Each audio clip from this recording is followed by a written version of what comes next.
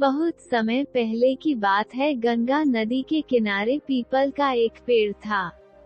पहाड़ों से उतरती गंगा पूरे वेग से बह रही थी कि अचानक पेड़ से दो पत्ते नदी में आ गिरे। एक पत्ता आड़ा गिरा और एक सीधा।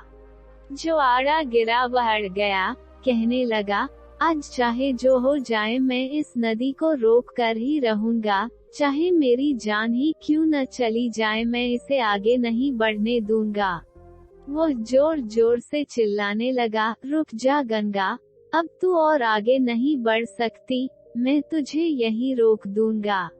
पर नदी तो बढ़ती ही जा रही थी। उसे तो पता भी नहीं था कि कोई पत्ता उसे रोकने की कोशिश कर रहा है, पर पत्ते की तो जान पर बन आई थी।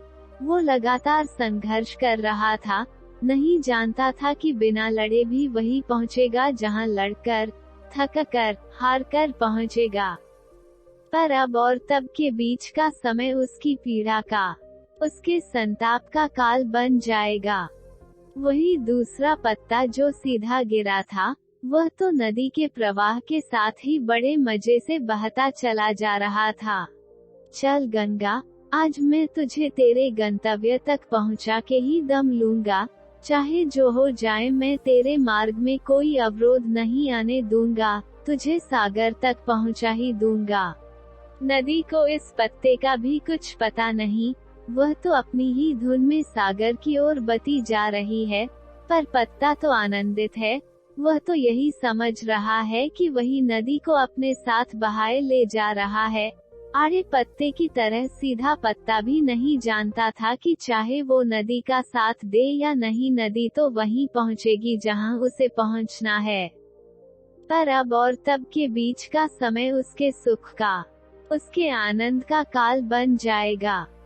जो पत्ता नदी से लड़ रहा है, उसे रोक रहा है, उसकी जीत का कोई उपाय संभव नहीं है, और जो पत्ता नदी को बहाए जा रहा है, उसकी हार को कोई उपाय संभव नहीं है। व्यक्ति ब्रह्म की इच्छा के अतिरिक्त कुछ कभी कर नहीं पाता है, लेकिन लड़ सकता है, इतनी स्वतंत्रता है। और लड़कर अपने को चिंतित कर सकता है, इतनी स्वतंत्रता है, इतना फ्रीडम है।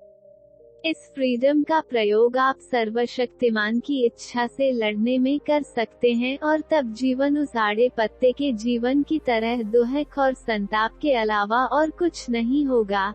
या फिर आप उस फ्रीडम को ईश्वर के प्रति समर्पण बना सकते हैं और सीधे पत्ते की तरह आनंद विभोर हो सकते हैं।